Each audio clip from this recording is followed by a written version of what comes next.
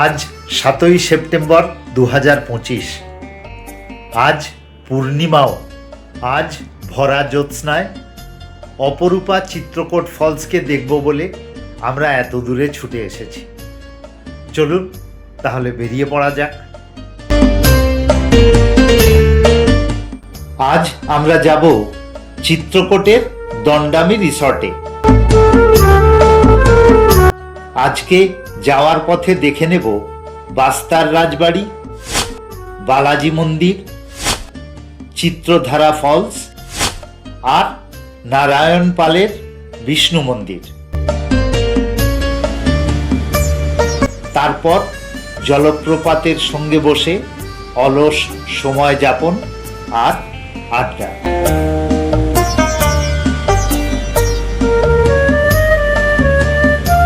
হোটেলের চৌহদ্দি ছেড়ে একটু এগোতেই জগদলপুর বাজার। নজরে এলো শ্রী গুরু নানক দ্বার। এটা পেরোতে না পেরোতেই হনুমানজির বিশাল মূর্তি। এখান থেকেই দন্তেশ্বরী মন্দির দেখা যায়। সকালবেলা আমার মুখটা একবার দেখে নিন, কেমন লাগছে দেখতে। নীল জামা, লাল টুপি। মন্দিরের লাগোয়াই বাস্তার প্যালেস। রাজবাড়িতে ফ্রি এন্ট্রি, তবে সিকিউরিটির কাছে একজনের নাম ও মোবাইল নাম্বার দিতে হয়। বিশাল রাজবাড়ির একটা ঘরই আমরা দেখতে পেলাম। সেখানে একটি চেয়ার ও পূর্বতন রাজার ছবি আছে। শুনেছিলাম এখানে নাকি একটা মিউজিয়ামও আছে, কিন্তু সময়ের অভাবে আমরা সেটা বাদ দিলাম। এবারে আমরা গিয়ে পৌঁছলাম বালাজি মন্দিরে। এই মন্দির বন্ধ হয়ে যায় 11:30টায়। আমাদের বাইরে থেকে দেখেই সন্তুষ্ট থাকতে হলো। গাড়ি এগিয়ে পড়ল চিত্রধারা ফলসের দিকে। দুপাশে সবুজ মাঠ। এবছর দারুণ বৃষ্টি হয়েছে। গাছেরা তাই সতেজ, সবুজ। রাস্তাও বেশ চওড়া ও ভালোই বলা চলে। পোটানার বলে একটা জায়গা থেকে আমাদের গাড়ি বাঁ দিকে ঘুরে গেল। এবারে রাস্তা একটু সরু। শহর এলাকা ছেড়ে গ্রামীণ এলাকায় আমরা ঢুকে পড়েছি।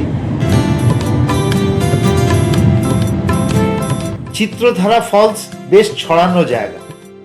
বর্ষার কারণে নানা দিক থেকে জলধারা বয়ে এসে পুষ্ট করে তুলেছে জলপ্রপাত।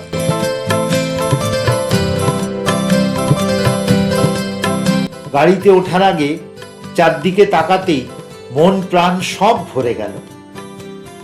এই রকম নীল আকাশের নিচে সবুজের মহাসমারোহ আমাদের মোহিত করে দিল। গাড়ি আবার মেন রোডে উঠে পড়ল। পেরিয়ে গেলাম ইন্দ্রাবতী নদী, পেরিয়ে গেলাম প্রকৃতির তৈরি টানেল।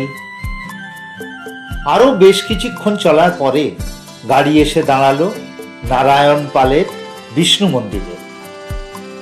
পূর্বমুখী এই পাথরের মন্দির প্রায় 1500 বছর আগে ছিন্দক রাজারা তৈরি করেছিলেন।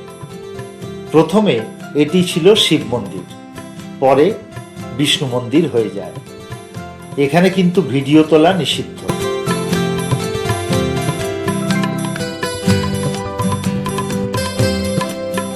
বিষ্ণু মন্দির থেকে চিত্রকূট মাত্র 4 কিলোমিটার।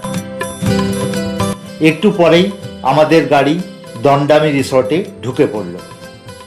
বিশাল কম্পাউন্ড, রিসেপশনের সঙ্গে লাগোয়া বিশাল ডাইনিং হল। আমরা পেলাম 9, 10 আর 11 নম্বর কটেজ। এর মধ্যে একমাত্র 9 নম্বর কটেজ থেকেই ফলস দেখা যায় অনেকটা। ঘরের চাবি পেতে না পেতেই অঝোর ধারায় বৃষ্টি নামল। আমরা কটেজের ব্যালকনিতে বসেই চিত্রকূটের সৌন্দর্য দেখলাম। তারপর মেঘের চাদর সরিয়ে একটু আলো দেখা গেল, আর আমরা অবাক হয়ে দেখলাম সেই বহু প্রতীক্ষিত দৃশ্য। চাঁদের আলোয় চিত্রকূট ফলস। চোখের আলোয় দেখেছিলে চোখের বাহিরে।